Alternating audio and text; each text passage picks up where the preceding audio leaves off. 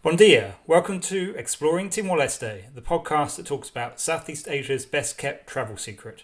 I'm your host Jonty, and I'll share first-hand insights, expert interviews and practical travel tips. Whether you're a traveller, a culture lover or just curious about places rarely covered in the mainstream, you're in the right place. Let's explore Timor-Leste.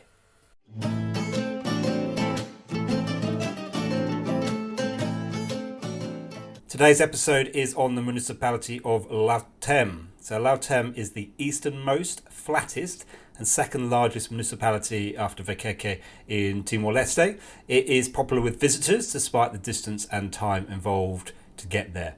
The capital of Lautém, Los Palos, may only be 210 kilometres from Dili, but allow at least 5 hours to get there by road.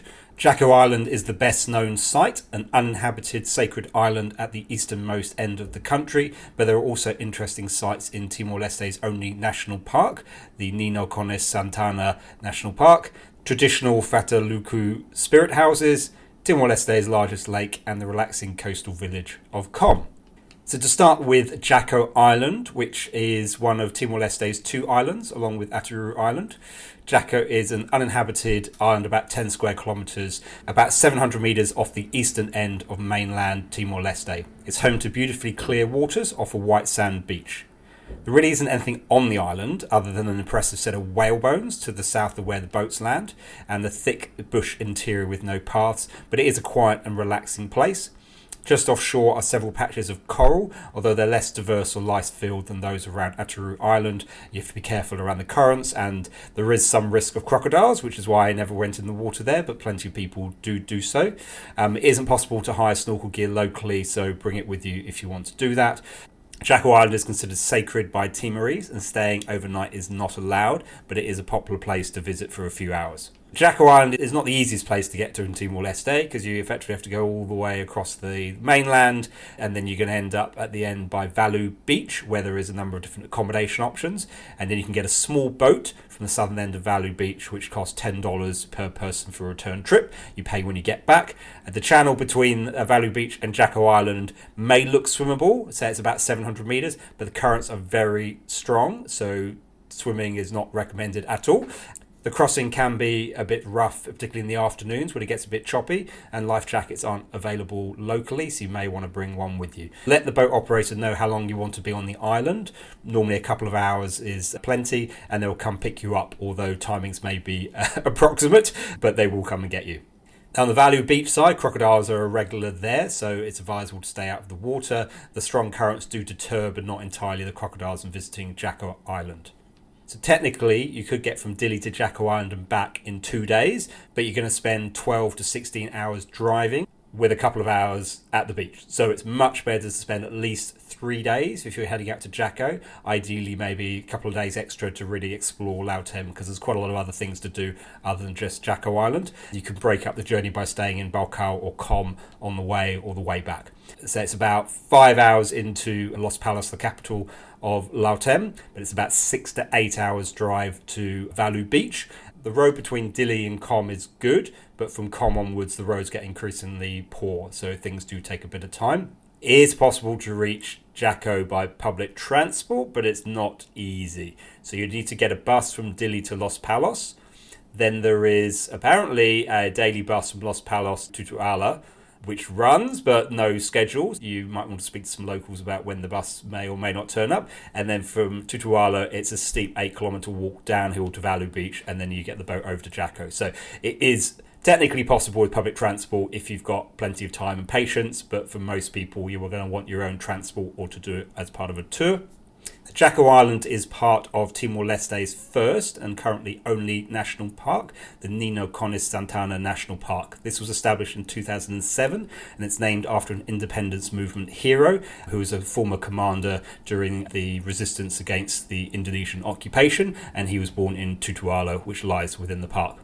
It's quite an unusual park. It is both land and sea, so 55% of it is land, 45% of it is ocean. It's over 120,000 hectares, and it includes areas which kind of feel like an obvious national park and quite a lot of towns. It includes Com, which is a coastal village. There's Tutuala, there's Jaco Island, there's the largest lake in Timor-Leste. So quite a variety of things exist within the national park. In fact, there's about 15,000 people live there, and activities such as fishing continue as they did before 2007.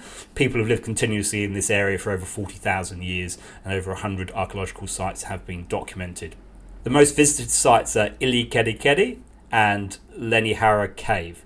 Both should be visited with a local guide. They're not entirely obvious to reach, and they're also sacred places, and you should be respectful of the local community and their wishes. Your accommodation should be able to help you arrange a guide to visit the sites. Ili Keri Keri is $10 per person, and Lenihara Cave is $5 per person. So Ili Keri Keri is about a 2.5 kilometre return walk off the main road. The walk gets increasingly rough and steep. It's a bit downhill before reaching the best known rock art in Timor-Leste, which is quite a beautiful depiction of a sea urchin. And then there's some other images such as cockfighting and other rock art, which is a little bit harder to decipher. And then if you walk around the base of the cliff, you get fantastic views looking towards Jaco Island. You want to allow at least an hour to visit the site. And also just above where the rock art is, there's these very impressive giant beehives hanging off the rock face. There are a couple of other rock art sites close to Ili Keri Keri, which are far less visited. If you've got the time and interest, they may be worthwhile. Then the path down to the caves starts from the main road. It's about a 1 kilometre return walk. It's quite an impressive cave, and it's got some rock art inside, so that's also worth a visit. To visit those sites, you're probably best to stay in Tutuala. There's a very nice posada which may or may not be open. It's been undergoing some refurbishment. And there are a couple of accommodation options in Valu Beach as well, close to the waterfront.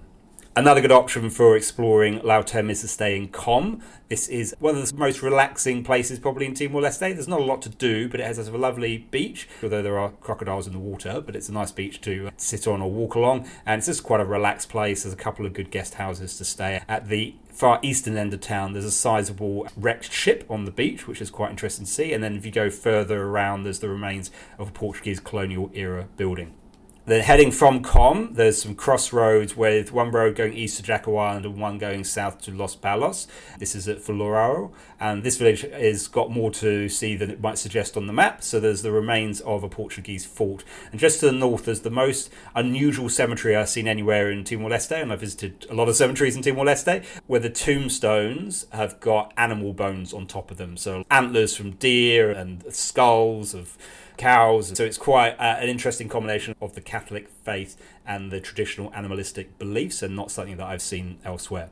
And the main town in Lautém is called Los Palos. Again, there's a few options for accommodation there. There's not a huge amount to see and do in town, but the Catholic Church also has an interesting combination of a traditional Catholic kind of church main structure, and then where the tower would normally be, there's a Timorese Fataluku style roof, which is quite a distinctive motif of this part of Timor-Leste. You'll see it on their lulik, their sacred houses. They're quite a different design to other parts of Timor-Leste, quite narrow, thin and tall, and so that's quite a distinctive sight to see in town.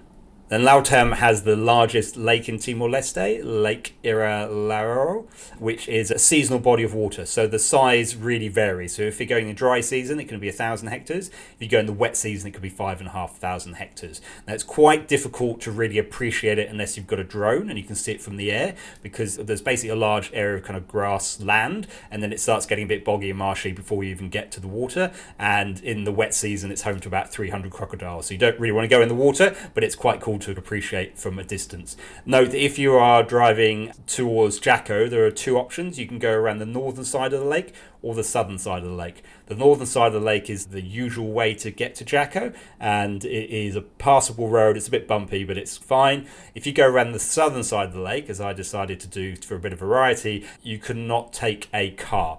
There is one crossing of the river where there's a very terrifying rickety wooden bridge which you can just about get a motorbike over if you've got the confidence. It's not for the faint-hearted, and that's the only way to progress. There is no way really to ford the river. If you're in a car, you want to go across the northern way, and really the southern route is only for those who are pretty adventurous and confident on a motorbike.